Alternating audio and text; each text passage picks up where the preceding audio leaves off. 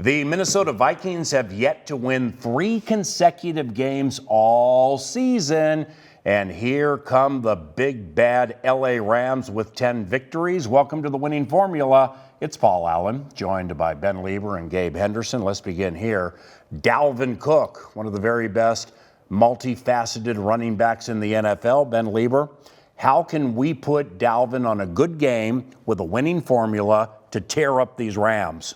Well, I'm just going to look back to just, 2 games ago against the Pittsburgh Steelers and say that's the formula to get Dalvin going against this LA Rams defensive front. You look at the 156 that the 49ers ran against them in Week 10.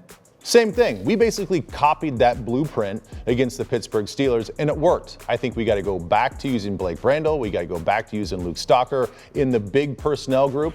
Get around the edge, get around the perimeter, and I think Dalvin, once you get past that first level of defense, a lot of creases in that second, third level of defense. The Seahawks averaged 8 yards per run in the first 2.5 quarters against the Seattle Seahawks, against the Los Angeles Rams. With DJ Dallas, though. DJ Dallas and Rashad Penny. So, like Ben said, get downhill early. If you get to the second level, get our offensive linemen on their second level. I think it's a big day for Dalvin.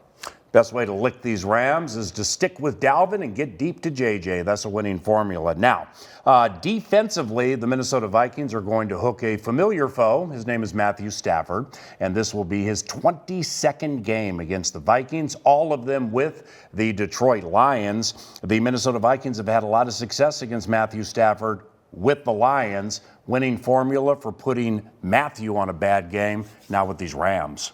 My opinion is you got to hold the disguise. I know a lot of quarterbacks, when smart quarterbacks, they'll go wide 80 and then just let it hold, and usually the defense will get out of their disguise and show what they're actually doing. This defense, Mike Zimmer defense, they do a really good job of disguising, but you have to stay in that, make him confused. You got to make him throw balls that he doesn't want to throw, but also make him force throws. Matt Stafford, he will force a lot of throws because that's just who he is. That's what makes him great also, because he can put the ball in areas that his receiver is not yet in, but also his receiver will ultimately come in and catch it. But still, if his receiver is not there, that usually turns into interceptions for our defense. So Matt Stafford, 10 interceptions this year, 6 of those have come in 4 losses, and I think that'll be another key element for this defense this week. Stafford, first overall pick in the 2009 draft, which means Nacho played against him. That's right. What do you remember?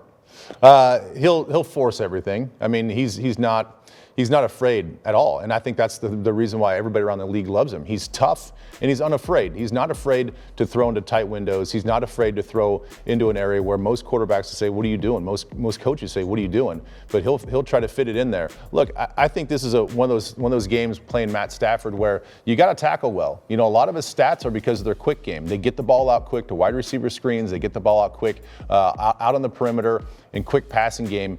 But he will force the ball down the field as well. So expect a lot of overthrows. Stay on top of the routes. The linebackers in the second level, once you recognize it's pass, get back now, that we see Eric Kendricks do all the time. You're going to force him to throw high and overthrow, so we could see some safeties and some opportunities for interceptions in the back end. And by the way, for the Rams, one of their skill guys who's hot all of a sudden, one of those great receivers from the 2020 draft, Van Jefferson, former Gator. We saw Darnell Mooney recently. We have 2, and the best, Justin Jefferson, also KJ Osborne. So Van Jefferson, don't sleep on him. Courtesy of the Minnesota Lottery, where we are all in, we offer predictions into each Vikings game, courtesy of the winning formula. Gabe Henderson, let's begin with you. I believe the Vikings will have 3+ drives of 10 plays or more. In their 4 losses, the LA Rams 4 losses, teams are averaging 11 more minutes of time of possession versus this team, which is a lot. The San Francisco 49ers had the ball 19 more minutes than the LA Rams. The Green Bay Packers had the ball almost 20 more minutes than the LA Rams. I say the Vikings control the time of possession, sustain drives, and the PA, I know you like this. You said we'll get 3 in a row?